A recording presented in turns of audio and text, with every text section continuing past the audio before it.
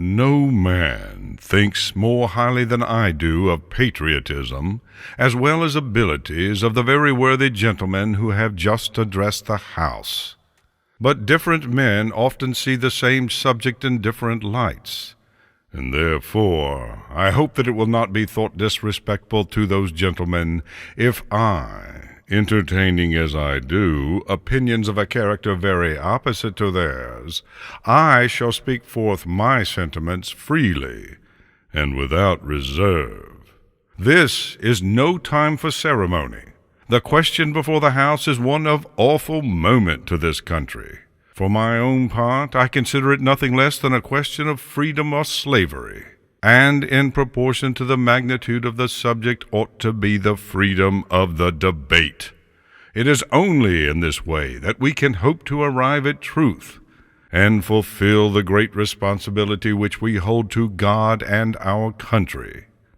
Should I keep back my opinions at such a time, through fear of giving offense, I should consider myself as guilty of treason towards my country, and of an act of disloyalty towards the majesty of heaven, which I revere above all earthly kings.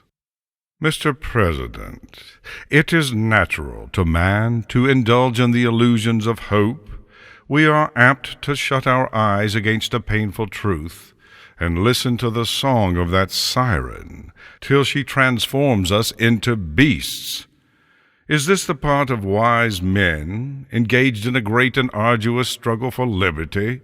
Are we disposed to be the number of those who, having eyes, see not, and having ears, hear not, the things which so nearly concern their temporal salvation?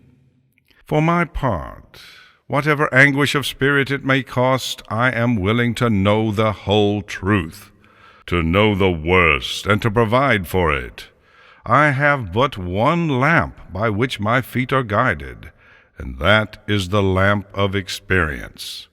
I know of no way of judging the future but by the past, and, judging by the past, I wish to know what there has been in the conduct of the British ministry for the last 10 years, to justify those hopes with which gentlemen have been pleased to solace themselves and the House. Is it that insidious smile with which our petition has been lately received? Trust it not, sir. It will prove a snare to your feet. Suffer not yourselves to be betrayed with a kiss.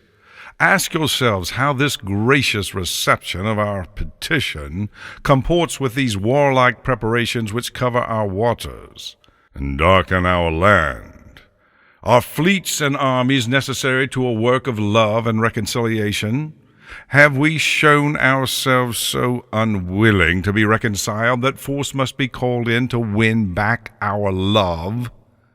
Let us not deceive ourselves, sir. These are implements of war and subjugation, the last arguments to which kings resort. I ask, gentlemen, sir, what means this martial array, if its purpose be not to force us to submission? Can gentlemen assign any other possible motives for it? Has Great Britain any enemy in this quarter of the world to call for this accumulation of navies and armies? No, sir, she has none.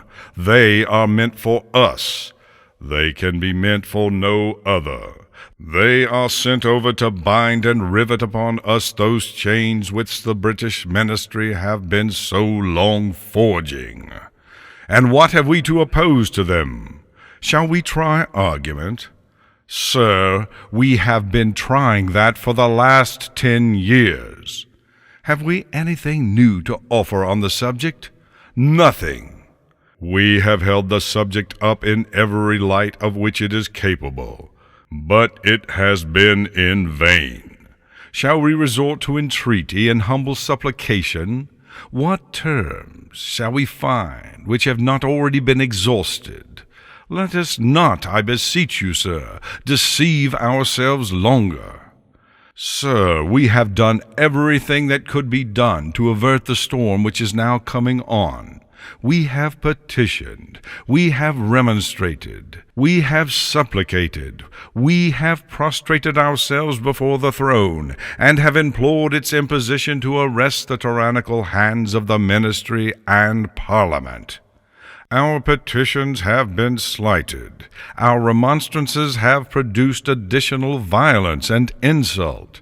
Our supplications have been disregarded, and we have been spurned with contempt from the foot of the throne. In vain, after these things, may we indulge the fond hope of peace and reconciliation. There is no longer any room for hope. If we wish to be free, if we mean to preserve inviolate those inestimable privileges for which we have been so long contending, if we mean not basely to abandon the noble struggle in which we have been so long engaged, and which we have pledged ourselves never to abandon until the glorious object of our contest shall be obtained, we must fight. I repeat it, sir, we must fight, and appeal to arms and to the God of hosts is all that is left us. They tell us, sir, that we are weak, unable to cope with so formidable an adversary. But when shall we be stronger? Will it be next week, or next year? Will it be when we are totally disarmed, and when a British guard shall be stationed in every house? Shall we gather strength by irresolution and inaction? Shall we acquire the means of effectual resistance by lying supinely on our backs and hugging the delusive phantom of hope until our enemies shall have bound us hand and foot? Sir, we are not weak, if we make a proper use of the means which the God of nature hath placed in our power. 3 millions of people, armed in the holy cause of liberty, and in such a country as that which we possess, are invincible by any force which our enemy can send against us. Besides, sir, we shall not fight our battles alone. There is a just God who presides over the destinies of nations, and who will raise up friends to fight our battles for us. The battle, sir, is not to the strong alone. It is to the vigilant, the active, the brave. Besides, sir, we have no election. If we were base enough to desire it, it is now too late to retire from the contest.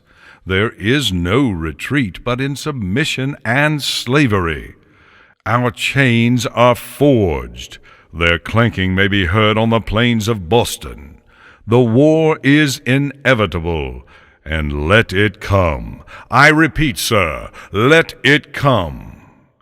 It is in vain, sir, to extenuate the matter. Gentlemen may cry, peace, peace, but there is no peace. The war is actually begun. The next gale that sweeps from the north will bring to our ears the clash of resounding arms. Our brethren are already in the field. Why stand we here idle? What is it that gentlemen wish? What would they have? Is life so dear, or peace so sweet, as to be purchased at the price of chains and slavery? Forbid it, Almighty God! I know not what course others may take, but as for me, give me liberty, or give me death.